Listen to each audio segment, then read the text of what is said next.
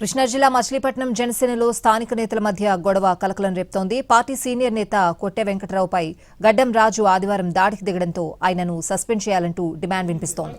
స్థానిక ఎన్నికలు సమీపిస్తున్న వేళ మచిలీపట్నంలో గత 2 రోజులుగా చోటు చేసుకుంటున్న పరిణామాలు పార్టీ శ్రేణుల్లో తీవ్ర చర్చకు దారితీశాయి.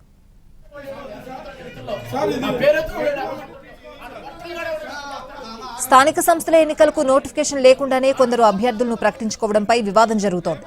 మాజీ కౌన్సిలర్ కొట్టె వెంకటరావు ఓ ఫంక్షన్ కు వెళ్లిన సమయంలో జనసేన నగర అధ్యక్షుడు గడ్డం రాజు అనుచితంగా ప్రవర్తించి దాడి చేశారని పార్టీ కార్యకర్తలు ఆరోపిస్తున్నారు.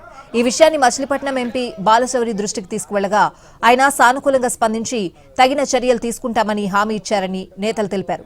గడ్డం రాజును పార్టీ నుంచి సస్పెండ్ చేసి నగర అధ్యక్ష పదవి నుంచి తొలగించాలని పార్టీ స్థానిక నేతలు డిమాండ్ చేస్తున్నారు. ఆ గడ్డం రాజు పార్టీకి 7 సంవత్సరాల నుంచి ఏం చేశాడంటే ఒక పార్టీ కార్యక్రమం చేశాడా? ఒక ఇన్ఛార్జ్ ఎవరినైనా తీసుకొచ్చి చేశాడా? ఏ పార్టీ కార్యక్రమం అయినా ఒక్కడే తుండేసుకుని వస్తాడు, వెళ్ళిపోతాడు.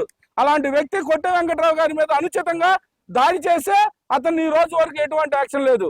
గౌరవ ఎంపీ గారిని కోరాం, అయ్యా ఆయన మా ఆత్మగౌరవం, మా మచిలీపట్నానికి ఎంతో మందికి స్ఫూర్తిదాయకం. అలాంటి వ్యక్తి గడ్డం రాజు అనే అతను చేసిన దాడికి మేము ప్రతిఘటిస్తున్నాం. వెంటనే మీరు జనసేన పార్టీ నుంచి అతను సస్పెండ్ చేయాలి. అదే విధంగా నగర అధ్యక్షుడిగా వెంటనే నగర అధ్యక్షుడిగా అతను తొలగించి పార్టీకి న్యాయం చేయాలని మేమందరం కూడా కోరాం. అదే విధంగా రిప్రజెంటేషన్ కూడా ఇస్తాం.